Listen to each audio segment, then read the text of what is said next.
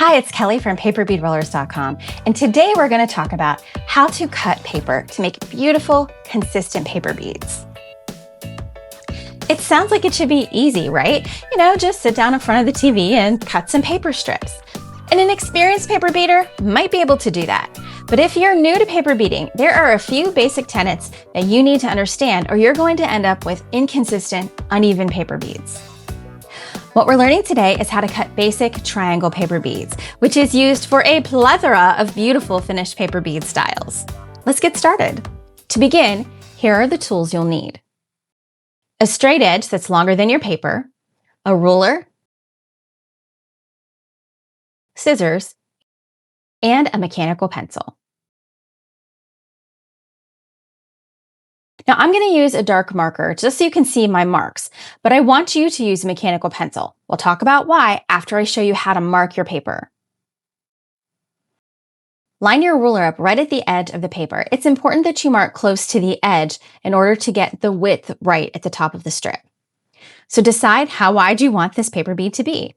I'm going to make 3/4 inch paper beads. So across the top of this page from left to right, I'm going to mark every 3/4 of an inch.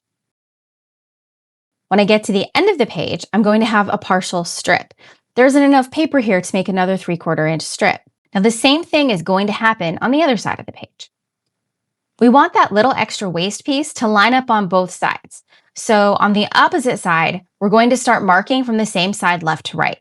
If you're a person who likes to flip the page and mark at the top, you're going to have to go right to left to get things to line up. Now what happens if you don't do this? It's not the end of the world, but your paper strips will be slanted, and that could make a difference for how your pattern lays out on your finished paper bead. Here you can see how the marks line up on each side. Now we're going to connect these lines. Again, seems super easy, but I've been doing this for more than 10 years, and I still mess it up sometimes. This is where your long straight edge comes in. Now for this 8.5 by 11 page, the 12-inch ruler works fine, but if you use 12 by 12 or larger paper, you will need that longer straight edge. So line up your straight edge from the corner of the page at the top to the first mark at the bottom of the page. Make sure you're perfectly lined up. Place your pencil against the ruler and draw the line.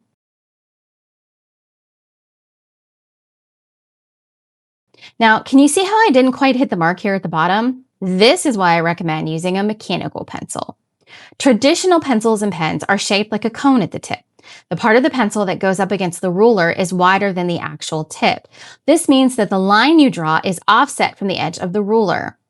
Yes, it's a very tiny amount, but look at what happens. All I did was adjust the angle of the pencil a little bit, and this gap gets bigger or smaller very quickly. I know it's a very small difference, but when you're lining up multiple paper strips, those small gaps add up and they push you off track, creating inconsistent widths for your strips. I'm going to extend this lead in my mechanical pencil so that the plastic hits above the edge of the ruler. When I do that, it doesn't matter what angle I hold the pencil at.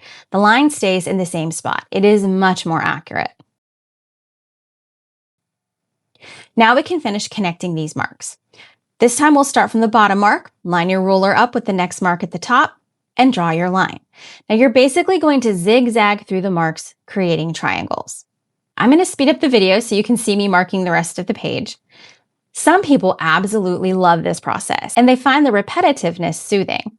If you're watching me do this and you're thinking, oh no, I'm not doing that, I have another option for you. Paper bead stencils. I created these just for you guys. I have several styles of stencils to cover some of the most popular paper bead styles. These stencils are made of hard plastic. They're not flexible, which makes them very easy to trace. The other benefit of stencils is you can control the placement of the strip, which means you have control over the finished look of the bead. For example, if you want this small bird to show at the tip of your bead, you can just line it up perfectly in the stencil. Let's move on to cutting out the strips. Now I know we've all been cutting paper since grade school, but some of us are not as good with the scissors as others, let's be honest. When you're cutting paper bead strips, accuracy is critical. If you're accurate with the scissors, go for it. Another method that I personally am terrible at is the rotary cutter. You can line up your ruler and run the cutter down the length of the paper. Even with the ruler, I am really bad at keeping the rotary cutter perfectly straight, so I'm not even going to try it. Now, for those of us that are cutting challenged, a paper cutter is a great option. You can use these plastic orange ones, but there are a few issues. Unless you have an extra large one, it likely won't be long enough to cut your paper at an angle. Now this one is 4 8.5 by 11 paper, and it just fits at an angle. If you're going to use larger pages, you'll need to get a larger cutter. Also, I have noticed no matter how lightly I press, this type of cutter puts a ridge at the edge of thicker papers like cardstock. That is a real problem when it comes to paper beads. Now, the guillotine cutter is my favorite hand cutting tool. I've had this paper cutter since I was in college. I'm not sure I want to tell you how many years ago that was. Okay, it was 32 years ago. It's been here that long. For me, this is the easiest and fastest way to cut by hand, but it does take a little practice to be accurate with the guillotine cutter. Now, the last option you'll want to know about is the printable pattern paper strips at paperbeadrollers.com. These are digital PDF files that you can instantly download and print on your home printer. Just cut at the edge of each strip and you're ready to roll. If you are truly serious about having consistent paper beads, you may consider using a cutting machine like the Cricut. You can use their software to create triangle strips or get the instant download SVG paper strip templates at paperbeadrollers.com. This machine is a foolproof way of getting perfectly identical paper bead strips. Now, here's the bottom line. A part of the beauty of paper beads is that each one is unique. You're rarely going to get that perfectly consistent manufactured look because this is handmade and that is just not what we do here. However, if you're making a high-end jewelry piece, it can be very important that all of your finished beads have that cohesive look. And so knowing these basic principles and following them is going to go a long way towards giving you that polished, finished look. Now, a lot of different styles of paper bead can be made with these triangle strips, but when you're ready for a new challenge, head over to my YouTube channel and look up the tutorials on all of the wonderful different kinds of paper strips you can cut to create very unique, different paper beads. Be sure to subscribe to the channel and click that bell so that you can be notified when new tutorials drop.